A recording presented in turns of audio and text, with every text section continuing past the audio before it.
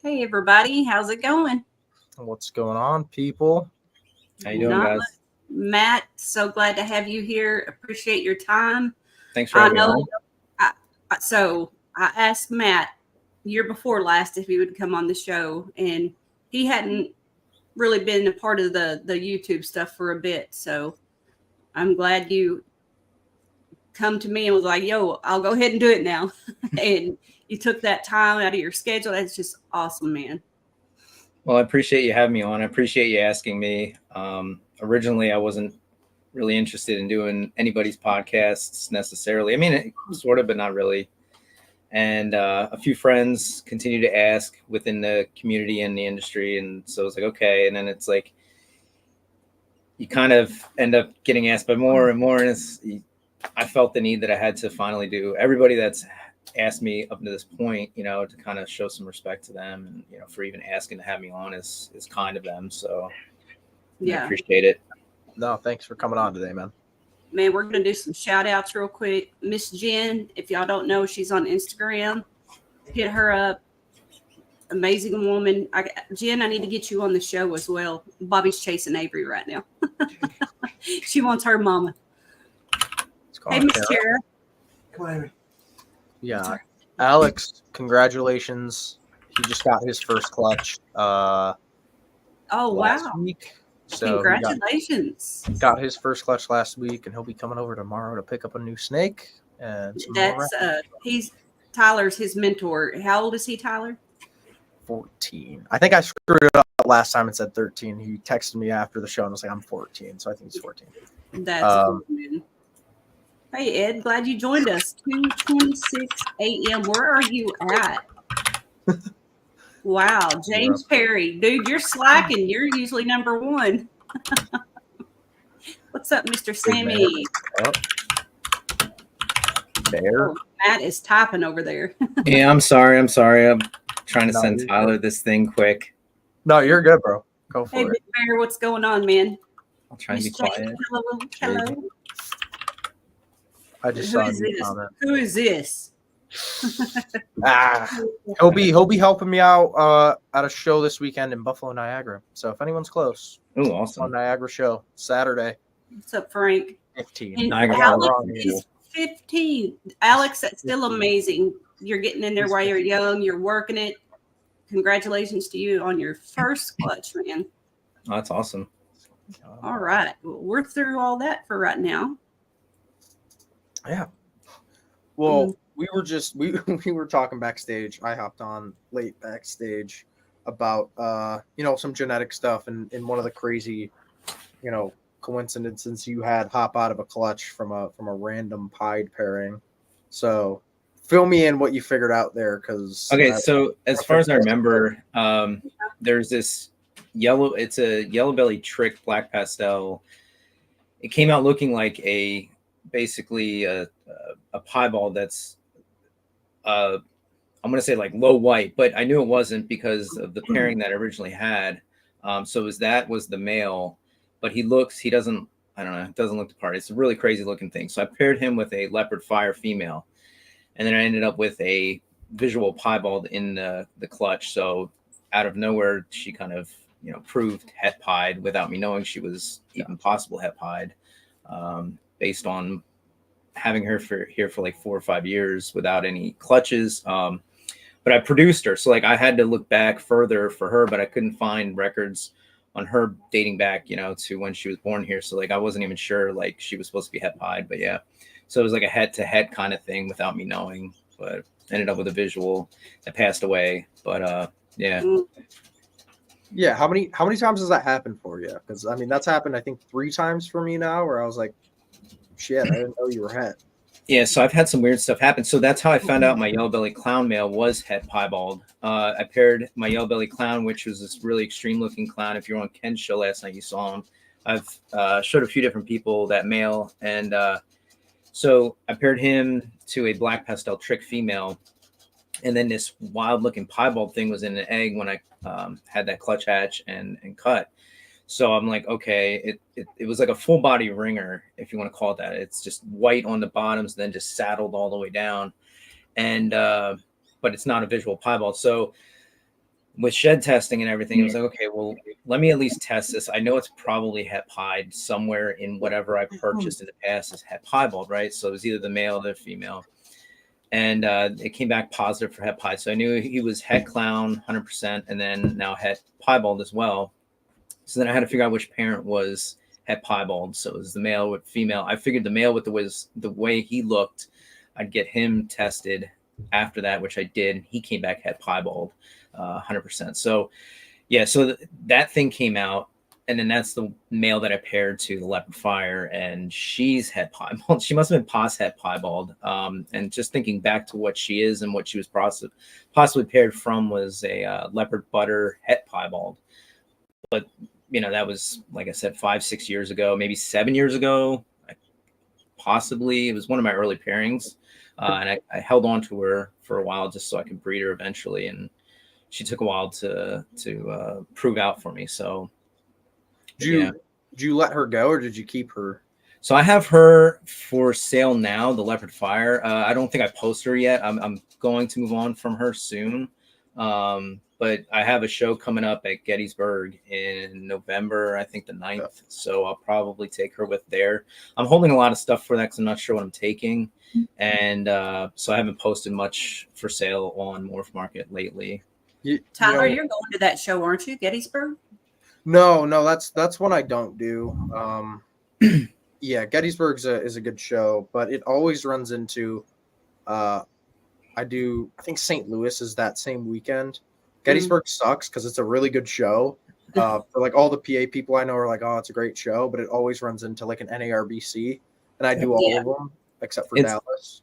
That's happened like 3 or 4 times now, and hopefully Joe's kind of sort of corrected some of that because he has a lot of breeders that do his show that do Tinley as well. So then he's losing part of his vendors there. But again, if you have a St. Louis show, then like it's not going to matter. That's an NARBC show. So people are going to. I don't think it matters. It doesn't matter too much for most, I guess, NARBCs, but like the vendors at the Gettysburg show, if you're in Tinley, you can't miss Tinley. There's some people that like St. Louis is a smaller NARBC. Probably the smallest one, but it's like my favorite besides Tinley. And I know it's ran into Schaumburg once or twice too, and I do that one. One of the smaller NARBCs. So I've just never been able to make it to Gettysburg. There was one time where it was like I was free that weekend, but I had 2 shows prior and 2 shows after, so I was like, I don't want to do 5 in a row. I'll like take a week break. That leopard fire, you should test her for clown. Just for clown, maybe. Look at that dead or the pied that passed away. And I'll take a peek at the head. All right, I'll take a look. If the dad was hat clown, that explains the head. Yeah, that's just do some shout outs real quick. Hey Mike, glad you made it. See what I'm saying? Santos, what's up, man? Let's see here. Santos. Sarah. What's up, Miss Sarah? How are you? Patrick and Belinda. Okay, we're good. So it does look close, but I think if I remember correctly, and again, I might have other pictures of it, I'm not too sure, but I think the head just had this weird like trifect of bubbles, like circles, which almost looks like a clown head stamp, but I don't believe it was, because I thought the same thing considering the male that was paired to her, but I don't think it was a visual. But I mean, maybe I'm wrong. Maybe I need to look at it a little longer. Maybe I'll look for other pictures, and who knows. But wasn't shooting for anything more than just some black pastel, yellow belly, like fire leopard trick stuff, right? And I just love my incomplete dominant kind of morphs and just messing with those specifically. I think that's why I'm always attracted to like Dynasty's website. Like he does some weird stuff sometimes. A lot of his stuff is very basic, but then there's some weird like just combos that are like, whoa, I never seen that before. And it's just like a 3 gene like kind of animal that's not worth more than, $200-$300, but it's like, holy crap, that's cool. And like it gives you ideas. But yeah, a lot of people working heavy recessive projects. Like I think, you're kind of missing out on some of these like untapped, even 4 or 5 gene incomplete dominant, kind of combos. I can agree with that. They'll be brilliant looking, right? Like recessives are fun and such, but man, I feel that way so many about things you can hurricanes. do. Yeah. I think don't once you want- kind of, oh, go ahead. I don't want, the clown and all that in my hurricane stuff. It's so pretty by itself. Yeah. Yeah. So yeah, I'm with you on that. No, I agree. Yeah. There's some things that just look better that, that like maybe the heads look better than the visuals. Right. And Hmm. you get a lot of that sometimes and it gets forgotten, but I can understand why.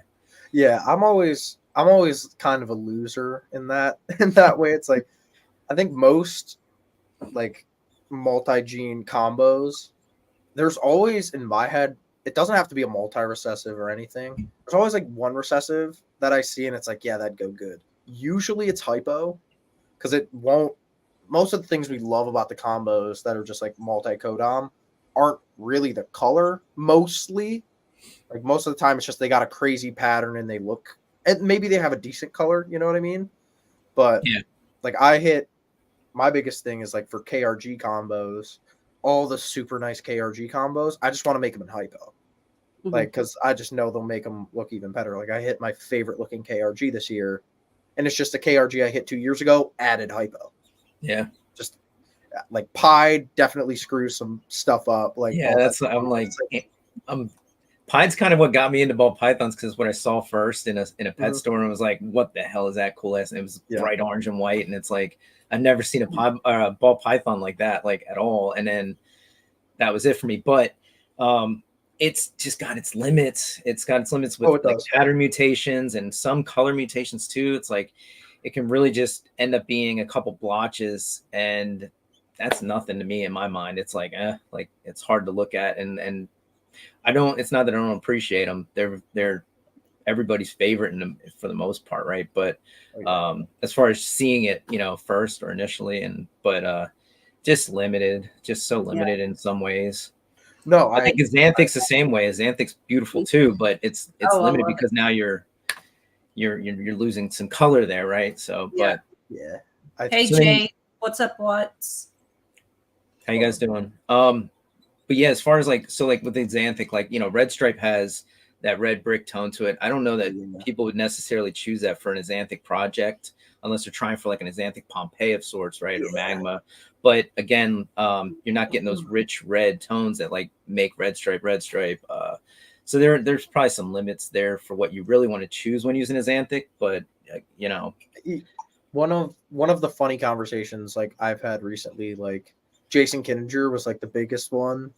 Talking about it was not one of the biggest projects right now. It's definitely like top 3 biggest projects is the Xanthic DG clown. Like a ton of the bigger guys are kind of chasing that combo, and Xanthic DG and like puzzle, Xanthic DG hypo. Like, and I talked to Jason. He was like, people are going to be real pissed in 5 years when everyone's asking where's color. All you're doing is making a black and white snake, and that's going to get old really fast. Is that Phil from Finger Snakes? Yeah. I didn't realize it was him either. That's his. I guess that's his. Yeah, neither did I. Hey Shannon, how's it going, man? Yeah. Or no, what's up, Phil? He's sneaking in here on us like that, using a different name. I love it.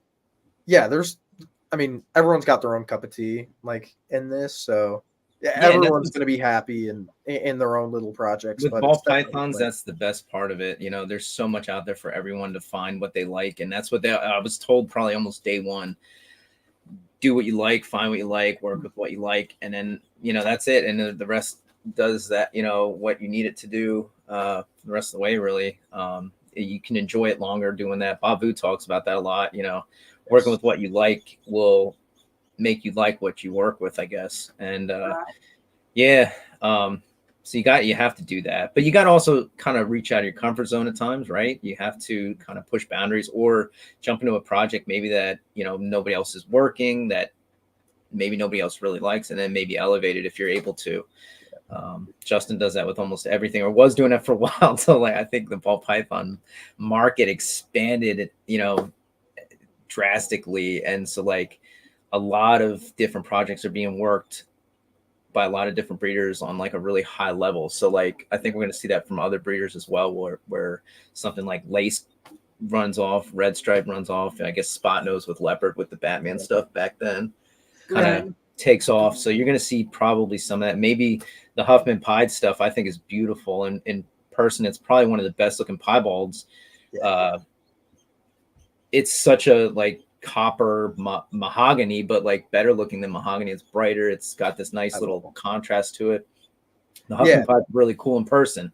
You got to see him in person, like most of this stuff. But yeah, it's going to be one of those things that'll probably like help, maybe even like get like something with the expansion of the pattern with Enchi in there or something that won't mess the color up much with that. But yeah, there's always something to push, you know, and work on.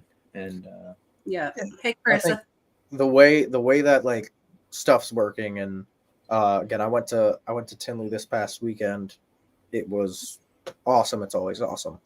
But you're right. Like Justin, I feel like used to have his hands in everything, and like a lot of everything is kind of what it felt like outside looking in. But you're like with the amount of projects out now, and obviously he's less limited on resources than a lot of other people, but he can't have everything. So I was talking to him about Monarch, which is one of my big things. I think he could, but yeah, right. But I was talking to him about Monarch, and he was like, "Yeah, I only got like 5 females, five adult females." And in my head, I'm like, "That's not a lot." So I'm looking at I'm excited to see the specific projects that some people start taking off. Right, kind of how Ozzy is for Orange Dream, and like TJ at Tufati is for Mandarin. Yeah, like Brock Wagner for like Sunset Project and stuff. Like Justin's not really working that heavily, but I think Sunset's a great thing on like what I think might happen with a ton of different projects, where it's like if you want to go get Sunset, there's Brock, there's Winston, there's Captive Bred, and then there's Kevin at Bradboa. Like there's always evolving Pythons, and then now I think Leviathan's really going heavy into that too. But Miguel's doing some wonderful things with Sunset as well. But yeah, you're right. You got a handful of people, which is probably really good because it's not just searching out for what Justin's doing. Yeah, and I think that might be the same way for a ton of projects, right? Where okay, if you want Ultramel, there's going to be these 5 to 10 breeders. If you want Ultramel, you go to them. If you want Desert Ghost Antics, you go. If you want Monarchs, there's going to be these like little pockets of breeders who, in their own specific projects, are going to be at the top of the game. Where again, Justin overall is going to be here, but he doesn't have the best Monarch stuff. He doesn't have the best Sunset Clown stuff. You know what I mean? Like there's going to be specific people in specific projects that are just outrunning everyone. So in their own little niche, they're as good as you can get, right? And I'm excited to see more of that in the next few years, because right now you're starting to see it with specific hypo puzzle projects like Barry Paint, Limey, like Sunset, obviously the 5 guys we mentioned, right? So the more projects we get, the more like you'll be and then you have some new stuff popping up too, which is always fun. You have like the Cosmos stuff, which isn't obviously new, but it's new to probably US as far as being worked on. There's only probably a handful of people working with that. One of my favorites for the longest now in the last like 2-3 years, which I don't see anybody else working with it other than I think it's what is his name, Mills or whatever, on the UK side with Bambino. That's a really cool looking ball python morph, in my opinion. I don't know if I don't think it's recessive. I don't know. It could be, and then you have, what is it? I'm going to say Tornado or whatever the new, it's not Twister, but it's Tornado. That's really cool. That's a recessive project. Yeah. So you're going to have that, I think, with certain people being able to, and I think it's because everyone's more accepting of each other now. And I didn't see any of like the negative stuff from like, let's say the 90s to 2000s to the 2010s, right? Where people would like corner stuff and keep stuff for certain people. Everybody wants to share. Everybody's money is fine with everyone at this point, right? So that you don't have like only you and you can have this project, but everyone else that is throwing money at me can stay over there. Like everybody's just sharing things and finding things and finding new things. And we accept you too, Phil. Okay. That's freaking funny.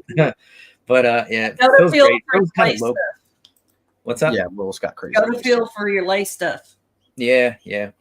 Phil's kind of local to me, so I go down for some live rats at times when I need them. I breed my own African soft furs, but they don't supplement everything, and I have frozen thawed here. So when things are transitioning from like ASF crawlers or pups or whatever to a bigger meal, it's always best, especially when I'm going to sell something, to try and transition them to rat pups. But then it's like the frozen stuff doesn't always work. So I always go to Phil for some things. And then sometimes it gets stuck on live, and I'm out there then just buying more live from Phil and, and keeping those animals that won't take a frozen thawed yet, on their live feeders. But yeah, Phil's great. Always willing to help. And there was a good question. I don't know this one. So Bambino, I think, is the same guy who changed Bolt. Someone in the UK, I don't know if it's the same thing. They changed pretty much Spider to Bolt. So they just had a Spider, change it to Bolt, tried to sell it, didn't work out. Someone did rename Carnage or Leopard to Carnage, and got Garrett the Miner. Carnage. No, Carnivore, not Carnage. Carnivore. Okay, gotcha. Which I think was proven the same as Leopard now. And if it is the same guy, I'm a little nervous because I heard from a little birdie that Bambino and Cosmos might be the same thing. Maybe it's very similar, but like the stuff that I've seen from Bambino almost reminds me, don't take this for like A for A or apple for apple, right? But it kind of reminds me of like a monsoon where it's a little more active in the patterning than Cosmos. Cosmos is very active, but Bambino just seems a little bit more extreme. Maybe it's a super version of Cosmos that they're not, mentioning. Maybe it's a super Cosmos. Yeah. And that's what a Bambino is, because I don't know if it's recessive or incomplete dominant. And would it matter anyway? It acts like a recessive in that sense when it's a super. So maybe that's what it is. I think maybe it is Cosmos. I don't know. If I do look, right, and if it is the same guy who changed Spider to Bolt and Leopard to Carnivore, then I'm like, okay, Bambino is something else, right? You know what I mean? Possibly. But it's still cool as shit. So no, it is awesome. And the other thing that is kind of, it's not, I haven't looked too much into it and I haven't been in it forever, but all those genes you mentioned are European genes, right? So the price tag to get them from there to the States, right? You're starting to see them available. I know Twister's been gotten into the US. Cosmos, I only know Justin has those, right? And there's a few though, I think, that have them. I saw somebody recently posted, and I don't remember. It was Kevin from Bradbo, I think, has Cosmos. Okay. And Cosmos, I want to say, what is it? Jeremy I'll has think of his Tornado. name. Jeremy from Baud has Tornado. He just walked into it somehow. Like he's had like 4 generations of that pairing, like the parents for 4 generations, and then like came out. I gotcha. Oh man. So I'm like, I agree with you, Bear. You know what I mean? Yes. Yep. Yeah, that's what you got to do, right? And that's the best part. Like you can take the slow route with breeding to prove anything. Like I've had to do that myself with certain things because I was pretty set on not necessarily an ID, but maybe like an assumption of an ID. I had like a scaleless head pinstripe female that I could have swore was GHI as well, but she was so reduced that it was kind of hard to tell. You had to kind of make up where the other lines would have connected. And I was like, I think she's GHI pin scaleless head. I wanted to make a GHI Mojave scaleless.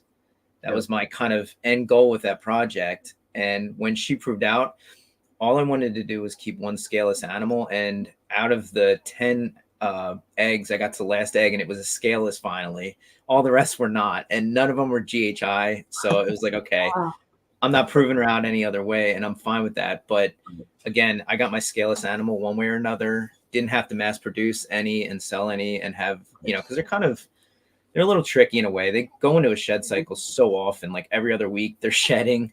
And it's and then the shed itself has to be really managed well for it to be a decent shed. They're not too hard to take care of, but one is enough. Yes. So, but she didn't prove out that clutch, so it was like whatever. So like I ended up selling her and moving on from the scaleless project beyond just raising this male up, or I think it's a female. I don't know. This female up that I have, and kind of just taking care of that one. But yeah, dude. So here's the thing with that. It's funny. I've never held one either up until I hatched one. And I kind of got to a point where I'd purchased my Mojave scaleless head. raised him up, paired him to a GHI pinstripe female, and I didn't go to many others because, again, I was trying to focus on GHI Mojave. And so I ended up with some GHI animals and some other animals or whatever. And then it got to a point where I raised that female up finally, paired him back to her, and ended up with that clutch. And it's like, I've seen him at shows. I've talked to people. I was at Tinley in 2018 at Daniel Allison's table, and he had all these scaleless animals out. And I didn't even want to bother to ask because of how expensive they were at that time to even hold one. And then there's some guys locally that had a few, and it was like, I'm just going to wait till I hatch my own if I do. And that's when I'm going to be able to hold one. They're insane. They're so cool. They're so cool. What a project. That might be the, in the history of ball pythons, the craziest project for just everything that the history of it, how they ended up, like to this day, it might be like the craziest. Yeah. Like that, or like banana maybe is like a pretty weird one. Yeah, that's an odd one for sure. Yeah. But like I remember, I think I was like 7 years old or 8 years old when Brian hit the first scaleless, something like that. Yeah, I remember those videos. Awesome. Yeah, I was like, it's probably like 10 years old now, like that video, what, 12, 15 years old, something. And I remember him hitting it, and I was like, oh, that's awesome. And then all the first one died. The second one, he was like, they're hard to take care of. And then Daniel Allison was like pumping them out, and still no one's gotten them to breed. There was like the crazy picture 2 years ago of someone who had one on eggs, and it like was a male. Yeah, I think the one that I seen, he proved with like pictures of sorts, like the whole clutch was scaleless head. So like, obviously the super scaleless being the scaleless itself, like produced that, but like the way the eggs were positioned was a little like, I guess, questionable. But I've had females that have no idea what to do with their clutch of eggs too. Yeah. I can't really, hold that against them. And you know what? If somebody vouches for that person and they seem legit and they're not just like trying to scam a bunch of people by doing so, they're just trying to share information they have, like, I'll just take it for that. I'll just take it and accept it and say, okay, we finally had it happen.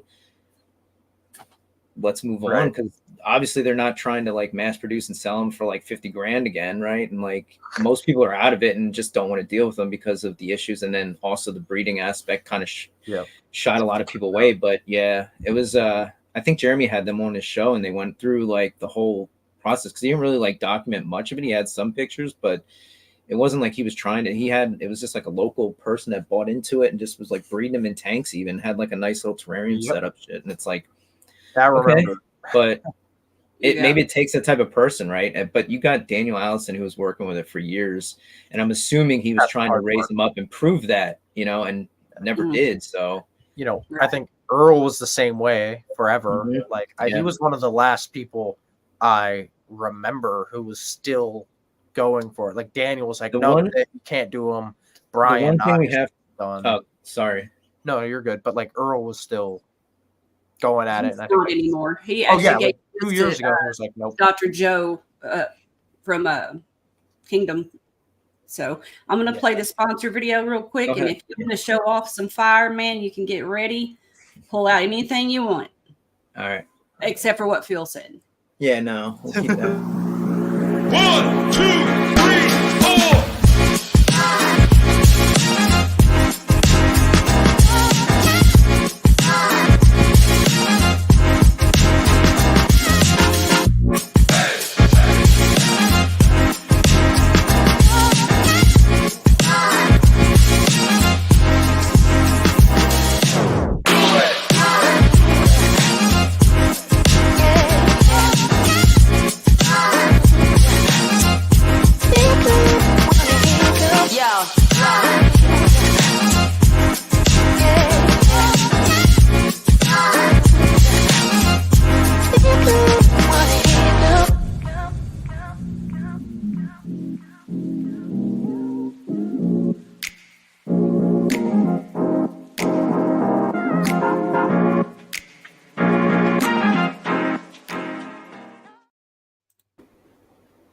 I know a guy, Nate. He is trustworthy.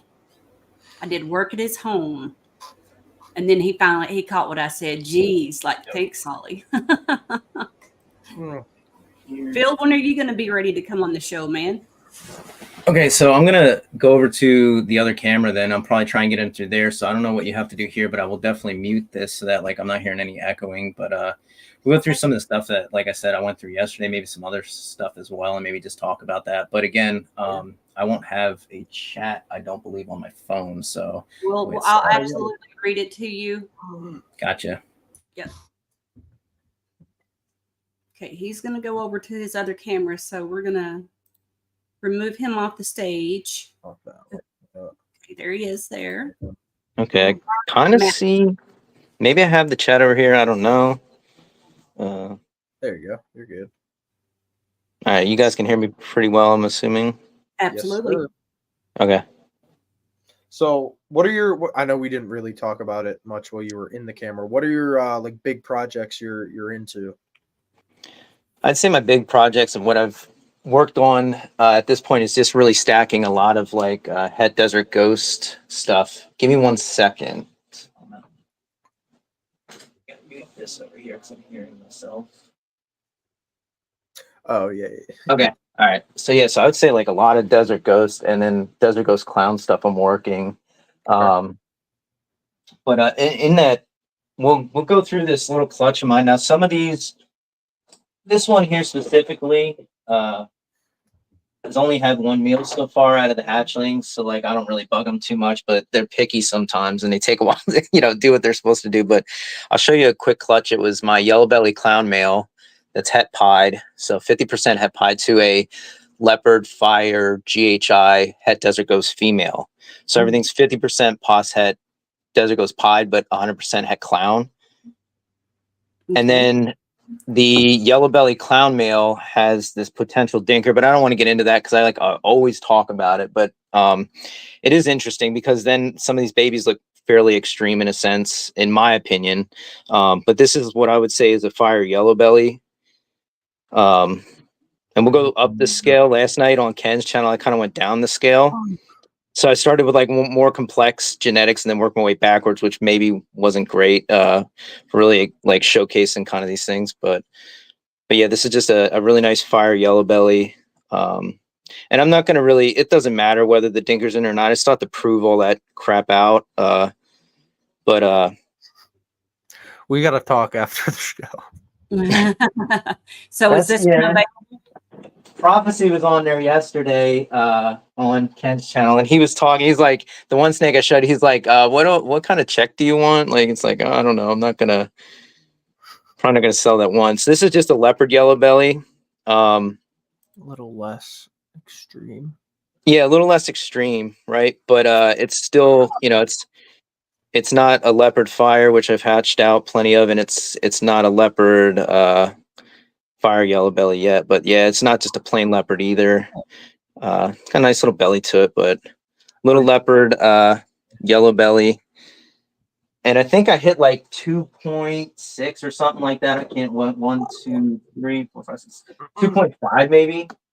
So again, some of these have been kind of picky eaters and stuff, but they're just chilling little shits chilling. But this is what I would say is a leopard fire yellow belly and then or possible dinker. But again, we won't get into like the dinker stuff, but I think it's really cool just how like it kind of looks like graffiti almost, and then you have like almost like little riblets and stuff. But yeah, what so they're all het clown posset DG pied. Are you going to be testing? Yeah, I'm going to test for the DG, but not the pied initially. So I don't really care about the piebald, but yeah, we'll be testing all their sheds, which I have. I'm just waiting to send them out because I'm lazy and cheap and all that other good stuff, right? But but yeah, so this is a leopard fire yellow belly het clown posset DG pied. Just a really nice clean head stamp on it. Some really cool framing and patterning. Yeah, I love that head stamp. We got a comment that says I like that third one. So yeah. Patrick. Yeah, and the bellies are really nice on these. They're not really, well, it's kind of picking up. You can see where all the yellow's at on it. It's almost like overlapping to the other side. Oh yeah. Yeah, just like the 3D kind of effect. Just lay them all down here. But this is a really cool clutch. So I was kind of excited about this one. I wish some of these would just start eating like some of the others. There's a few in here that just like are just eating like whatever. And so this one I think is a leopard fire yellow belly. Again, possible dinker, but it doesn't have the same head stamp as this one. This one's a little brighter and cleaner, maybe more pronounced. And I have an idea of maybe a possibility of the dinker, but not really. It's all going to be based on, like, I got to get a shed test for something, which I'm not too sure about. But we talking to some local guys with the guy that I got this original male from. It could be something that like Ralph Davis was messing with. So have you hit? Patrick said that one's blacks are darker. Yeah, it's a little darker. So so like the thing with the dinker, I've heard from John from Triforce. Now he's worked with a lot of different morphs. He knows his stuff, which I respect his, his opinion. Originally, he was talking about this gene from Ralph Davis, but then he started looking at the stuff more and he started thinking that it might be lace. But because lace is so popular, it's like, I don't really I don't want to just put that out there. Like all of a sudden I have that, because a lot of people like have weird things happening within their collection. And then it could be this, it could be that, it could be this. So Charlie's soon going to release, if he hasn't already, lace testing. So I'm just going to test for that with maybe some of this isolated stuff, or even the male yellow belly clown that originated this stuff that's weird and different. And then go from there. I just want to exclude it. Like if it is cool. If it's not, good. But it does bring in like a brightening, and then it pinches and pulls down some of the alien heads. This one here is a GHI yellow belly leopard and possible fire, I believe. I got to check the other one out and compare them, but this one has. Phil said, "I'll take hatchlings as payments for rats, Matt." Yeah. Well, we're going to be there soon because, it's like, man, I don't have too much for sale, and the stuff that I do and will sell is like super cheap. So, I got two questions on that. Sure. Where have you hit any that you think are like the isolated dinker gene? And then who did you get the yellow belly clown from? Okay. So this is one of the isolated females that I have growing up here. And you can see how it's got a little popcorn in, but it's got like some of that white stuff, and then it pinches and then connects over kind of some of these alien heads. It like elongates the top part, pinches the bottom, and it drips down. So this is one that I've isolated. I isolated another one based on the head stamp, but it looks more normal than not. Can you what does the head stamp look like on those? I'm gonna try to get to that here. She's just kind of like trying to get away from me, plus be hedge. There it is.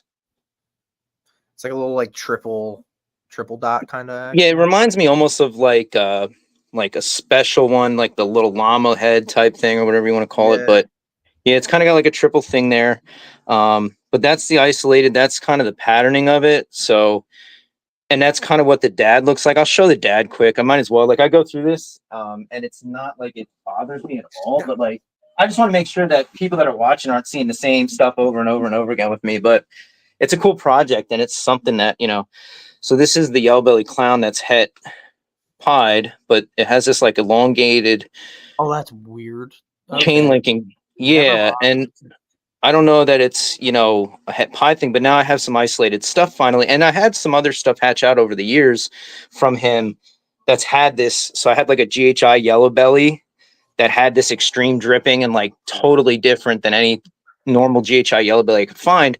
So I think that had the dinker in it possibly too. And it's only a dinker because I don't know what's going on with it, but I've hatched some stuff out with him that's pretty cool and interesting that doesn't really match any of the main references based on the genetics that like would be in the pairing. So you got to keep checking them out and stuff, right? But then we have this one, which I think is just okay. So that one I think is a GHI.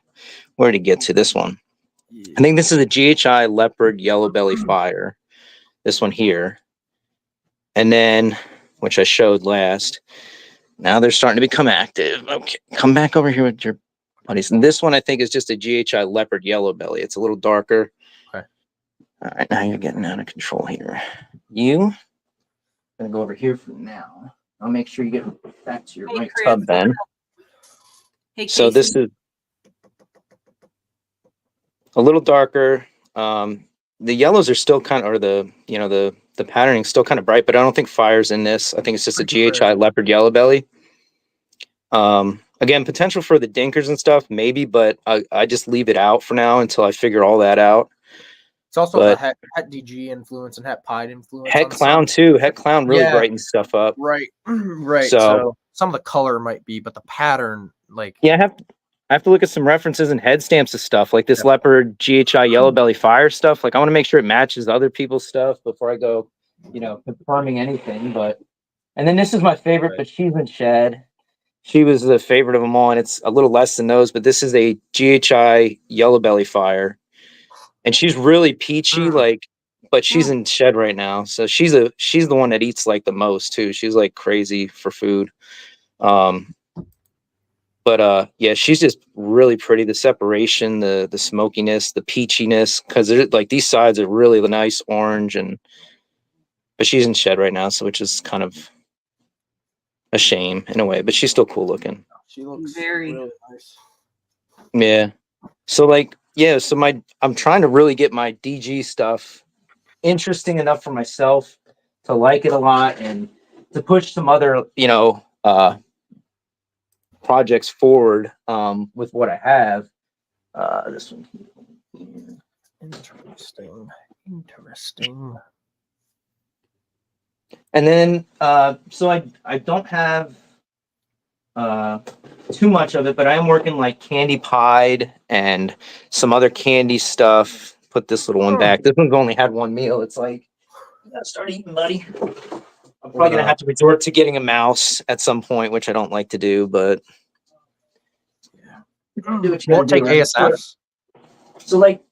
So clown projects, I got a lot of that yellow belly clown stuff that's het for pied held back to try and prove some stuff out eventually, but it's really cool stuff. So you get like, some yellow belly, black pastel and trick involved, and then some other stuff, for some of those projects. So I was showing these guys off yesterday, but this, I had it tested for trick because I wasn't too sure. And it came back negative, which I was hoping for, because I think this is just a black pastel and then the dinker. I've hatched out black pastel yellow bellies. I've hatched out black. Now this looks sort of like a yellow belly, but it also has that, see the connection here, and then it drips down. It kind of does that same thing. But I've hatched out, anyway, black pastel yellow bellies, and they don't look, anything like that. Phil, a lot of lace stuff. What are your thoughts on, like, could it be lace? So this is just in shed too. She's going in shed, but this is a trick yellow belly. But again, the yellow belly, she's going in shed, so you don't really see the bright oranges on her. But that, and then this is a black pastel yellow belly trick. Damn, that's Which pretty. has a lot of popcorning and stuff on it, and just the chain linking. I really like just a really active kind of belly. So like I'm working a lot of the black pastel yellow belly kind of route, but with some other pattern mutations and trying to get things figured out with that. So I kept a lot of stuff back, and then I hatched this one out, which was the highlight I think of yesterday. Which is a baby from this season, which is it's the last one that I showed, the black pastel yellow belly trick, and then blackhead as well. Wow. Holy shite. I like that. So yeah, so it's black pastel, blackhead, yellow belly, trick, het clown, posset pied.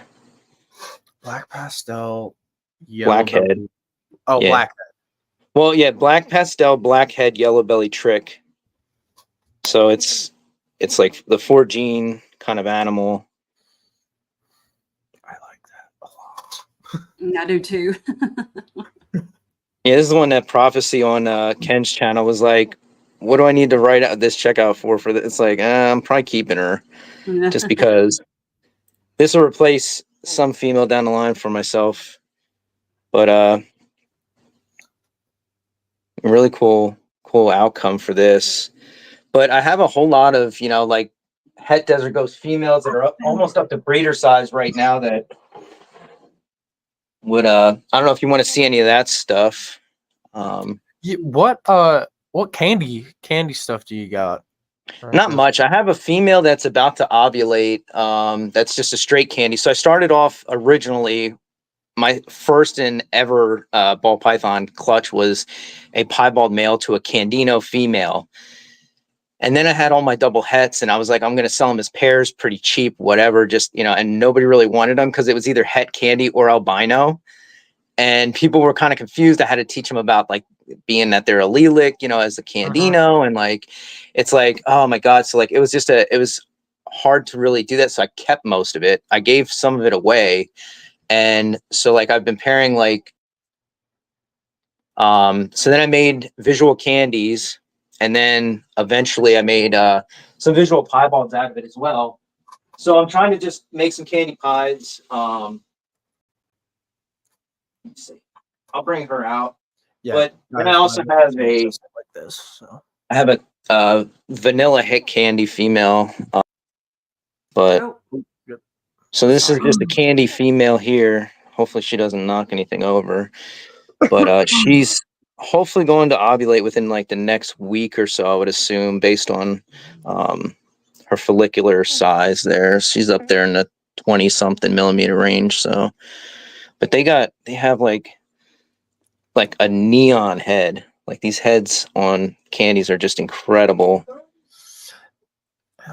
Do you got do you got an ultrasound? Yeah. Nice.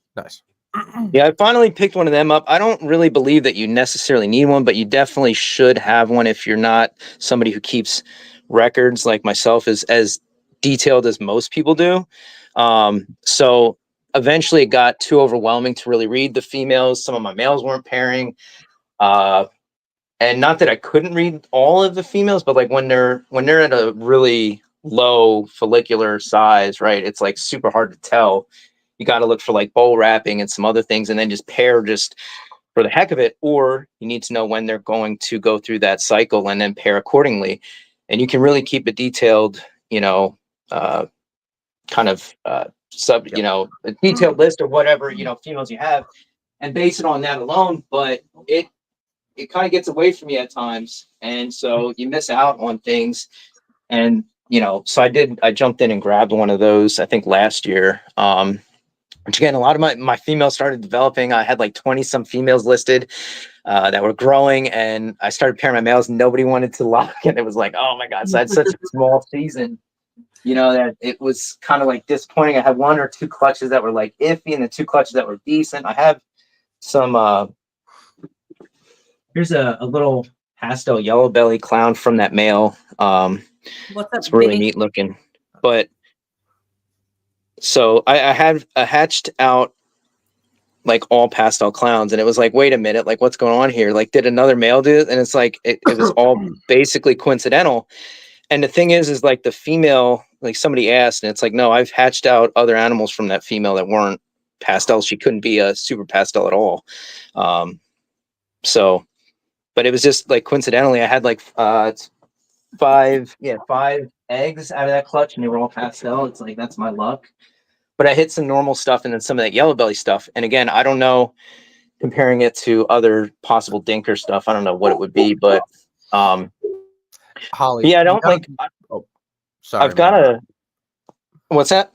I was just gonna tell Holly she's got to stop flipping the camera from you being solo trio, because whenever I'm looking at snakes, I am face to face.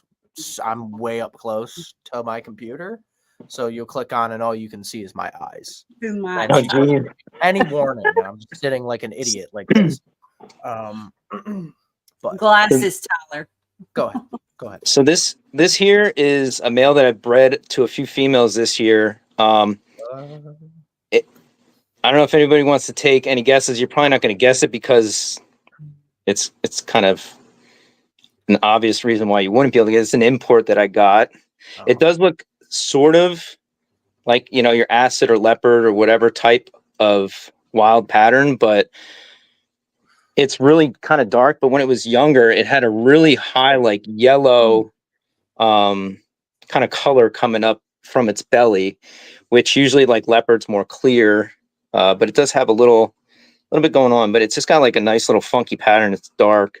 So I'm just messing with, you know, something that was a pure import, and maybe we'll see. But I'm probably going to eventually test it for something if I have to. But I wanted to, you know, I paired it to a few different clown females just to kind of mess around this year and see what happens. If something comes out visual like this guy was, then, you know, something fun to mess with. But it's got a cool stripe down the back too, kind of like not like an outline stripe, but you know what I mean. It's just got the kind of same. Yeah, it's kind of like bumpy and connected. Yeah, it's weird. I like it. It pulls over. Yeah, it's what stuck out to me was it has a nice blushed head, but then like the patterning itself was just like a little different. It's very rich too. I don't know how to describe rich, but like no, I got you. Yeah, it is. It's almost like similar to like how mahogany's rich and chocolate sometimes. Yeah, it's got really nice tonal richness to it, and the yellows, like I said, when it was a baby, the belly coming up, the alien heads were really yellow, which, you know, was just a little different, but the patterning itself looked interesting to me, and it's subtle. So like, who knows, you know, we'll see. Maybe it'll come out, maybe I'll have some similar things, but then maybe it'll come out and be something that's already out there. I don't know. Have you bred him before, or is this season going to be his first? This is this is his first season. So I bred him to a mahogany clown, and a regular clown, a really nice looking regular clown of mine that I have. I kept her for that reason. It's like, okay, I'll keep her because if anything comes out that's het, it'll be obvious. But with him being as dark as he is and going to a mahogany, there might be a chance that I might not be able to identify one from the other from a normal, right? Like there might just be like that subtle difference, and it might be like, oh, what did I do? But you know, you got to take chances sometimes, I guess. But yeah, gene stacking in like I guess you're kind of seeing that in like your yellow belly like dinker project. I'm having kind of a similar issue in one of my projects, like gene stacking in combos where one of the genetics you don't fully know how to ID yet is tough. So, but I always am like struggling sometimes on my breeding plan with like, okay, I have 10 single gene pieds. What the hell do I do with them? Right. It's sometimes you got to figure out some stuff or just let stuff go. But this is, I'm wearing Kai's shirt tonight, and this is a snake I got from him sort of recently that I've been wanting to get into. Pink. It's a granite type. I don't know if you guys like guessing or any of that stuff, but that's always fun. Pink. It's a single granite het clown. What? But it's a grim female het clown. Oh. Yeah. But I got stuck with her kind of at like, you know, doing one of these like online auction things. I put like just a cheap price down, and then it was like, oh shoot, okay. I guess I just bought a snake. But it was something that I kind of wanted for a long time now. I want to really work like the Grim Reapers, the Super Grims, right? And in the clown, and do some other, you know, projects that I have here with that, but kind of basic. I have a lot of basic stuff right now beyond like my Het Desert Ghost kind of collection. But that was a recent pickup. I think it was earlier this year. And then I got this guy here, which is kind of cool. He's going into shed. He's actually in shed, but this is one I got from Triforce. Similar situation. It was like it was one of his auctions on Jeremy's channel. I like threw $40 up to get it started, and that's what it's stuck at. It's like, okay, but it'll be a nice backup male. So this is, I don't know if, again, it's in shed, so maybe hard to guess, but this is a blackhead butter het clown pos het hypo, male. Okay. So nothing too crazy, but a nice little combo. And like the way blackhead, these grays that are coming up, you can't really see them. These are like silver grays that go into like this beige color. It's so cool. The way lesser and blackhead interact.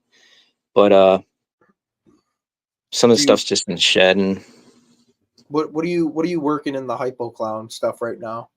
So that's kind of my only male. Now, originally I had purchased a pastel. I'll get her out quick. It's a pastel chocolate hypo Het Desert Ghost female. Ooh. And yeah, and I bred a spot nose Enchi Desert Ghost male to her, and then that whole clutch, 3 of the 7 eggs went bad by the time they went full, and then 4 of the babies were all deformed in the eggs. So it's like, great, okay. So, but this is her, and she's building right now, but she's kind of a picky eater. Ever since she laid that clutch, she's been really like annoying to get like back to a decent size. So like I've just been kind of chilling, but I had picked up this male from Chad Holker from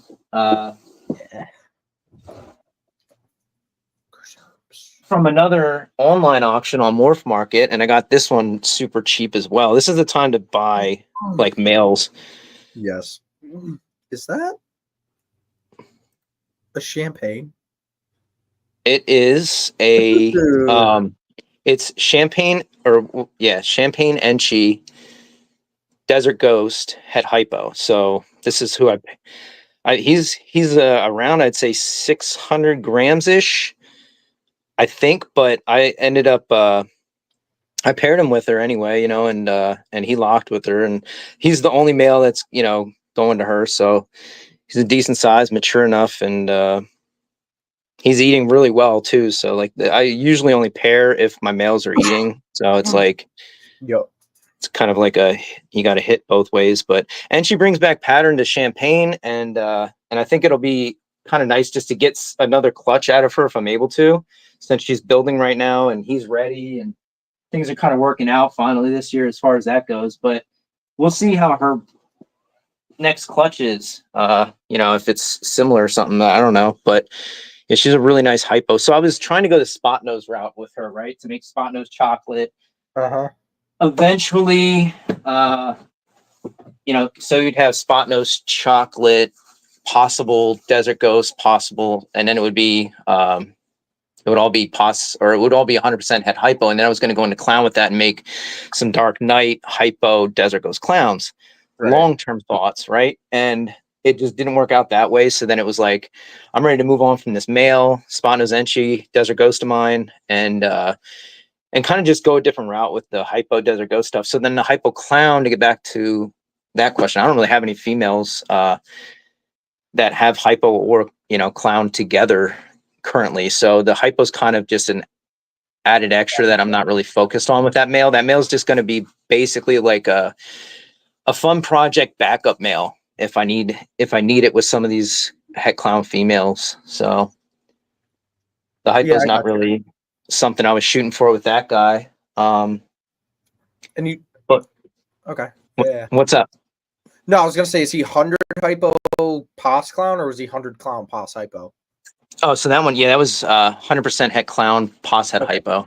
Okay. So I could always shed test it, but like again, like the hypo wasn't really what drew me to it. It was just a cool snake, and it was like a $40 pickup because like I put an initial bid down and then ended up with it. Nobody else bid on it, so it's like, okay, cool.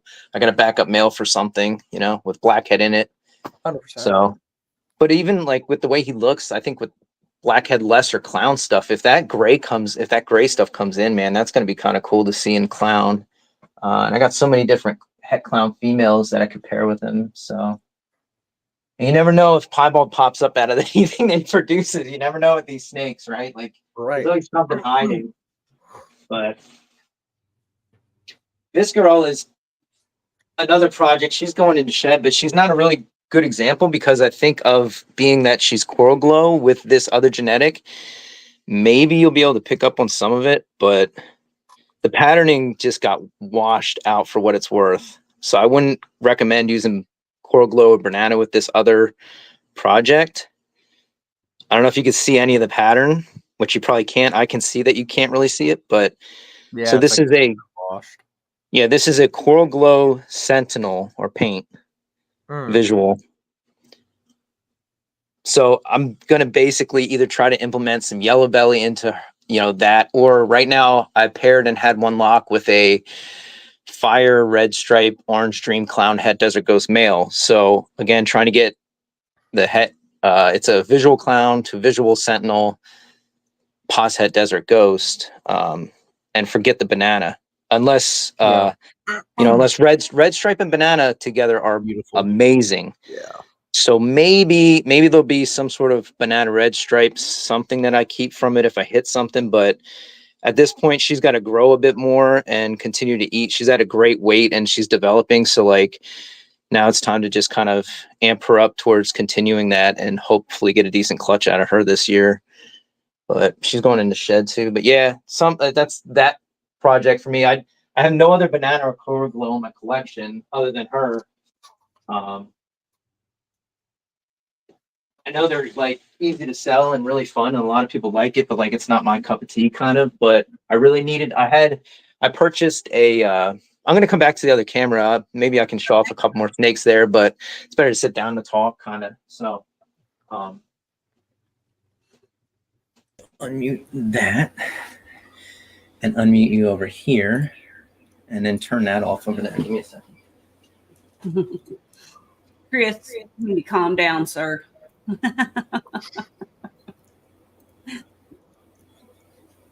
He just likes to look at your pretty face, Tyler. I know. Oh my God, Chris. What's up? So yeah, so like as far as that goes, like I had purchased a paint or sentinel visual female from Dynasty, and it got shipped to my house, and it came hours later than it should have, in the middle kind of summer. And when I got it out of the box, it was like 6 p.m. at night. It should have been there by noon. I got it out of the box. I guess it was in a hot truck all day.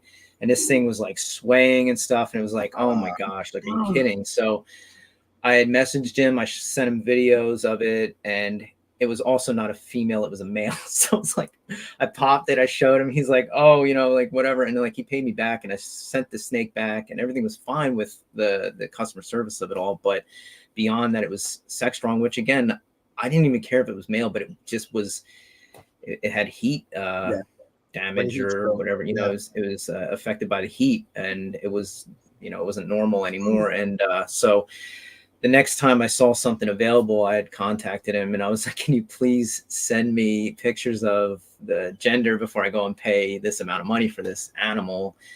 And they guaranteed that it was going to be female. So they sent it out, and then it was female, and it's fine. And she's been growing up since and doing really well with stuff. But that's the only coral glow or banana I have, and kind of that I'm interested in. But I only got it out of necessity for the Sentinel paint project that I have wanted to get into for years now. I seen it originally, I want to say with Outback Reptiles, like at a Hamburg show. They had some like way back when it was kind of cheaper, and then it just blew up. And so now it's like I had to kind of get in on it at some point. Right. Well, man, yeah, we really do appreciate your time. I know Mr. Tyler has school. What are you getting into? Is it like, are you in high school yet, or like, I don't know how, like, are you in college? What, like, you're so I'm in business school, so okay, I got you. All right, well, that's good. I figured you were out of high school by now, but it's like you never know. Sometimes it's like, but I know I'm 12.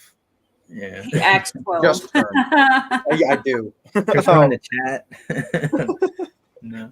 Yeah, no. So yeah, I'm in business school, so it's good. That's oh, cool. look! Speaking of the devil. Yeah. Just Kai, you're late, dude. You're late. You're late, Kai. I even showed the snake off I got from you, and sure did. Yeah, so beyond the, like, I'm heavy in Desert Ghost, Het Desert Ghost. So I'm hoping to create some cool visuals coming into this season. A lot of females are up to a decent weight and will be ultrasounded again and be looked at. I have like a pastel GHI, Het Desert Ghost that's building that I've paired. I have some double Het Desert Ghost clown stuff, spot nose Enchi, spot nose, like all of it, plus a spot nose Enchi male that's double Het. So I want to try to make like a Powerball Desert Ghost clown combo, maybe, right? With them, just to throw out some other things. I got like Blackhead with Desert Ghost, Blackhead GHI, pastel Blackhead GHI, females that are around that 1,000 gram mark. Blackhead Spot Nose Vanilla. That's Het Desert Ghost. I don't know. There's a bunch of stuff up there that's, kind of basic, but still Het for something, and going to have some sort of really cool visual that maybe I've never seen, or maybe that not many people are working on.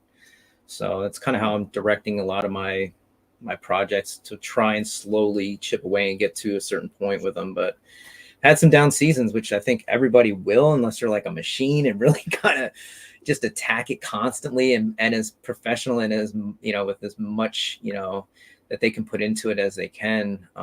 Some people are going to be very successful all the time, but like, you're going to have ups and downs when you're not ultrasounding from the beginning, or, you're working genetics you're not too familiar with like my first, the Candino. I would have went straight candy if I knew better to make it easier for like the future pairings of things and not trying to like, randomly pair things to find out if they're even candy or not, and like I've proved the 2 double hets to be candy at least, and then the following season I had another pairing, so it was like male 1, male or female 1, male 2, female 2, that they took longer to color up, so that they developed to be Candino babies. So again, it's like, okay, I'm just wholesaling these off and kind of staying away from that. I'm just trying to work some candy stuff, and nothing major with that either. I want to do candy clown though. I want to get away from the piebald altogether. Oh yeah. Yeah. Hell yeah, man. Well, Matt, thanks for hopping on. We just crossed over an hour. No, so, I appreciate it. Again, having me on, and appreciate chat coming in. And anytime, definitely. honestly. It went very fast. So It did. It does. I like, and that's the thing. Like last night I showed some animals and it was like an hour went by and I'm like, oh, okay. And then he's like, I'll let you go as long as you want. I was like, no, it's fine. Like we kind of like, I showed a few more animals and wrapped it up, and like, it gets late, and like tonight I'm pretty like spent too. Like I'm ready to kind of go hit the bed and chill and, get ready for work tomorrow. But yeah, it does go so fast. It does. Show off a few more things or talk another hour, but no, it's right. Definitely. All right, man. You can replay. Thanks, chat. Save it for another time, right? We can always do it again at some point. And stay backstage for like 2 seconds though, because I do have one thing. Sounds good. Yeah. Right. Thank you, everybody. Thank you guys. Up. See you, Phil. See you, Kai. See you, Chris, and everyone else there. Tara. Later.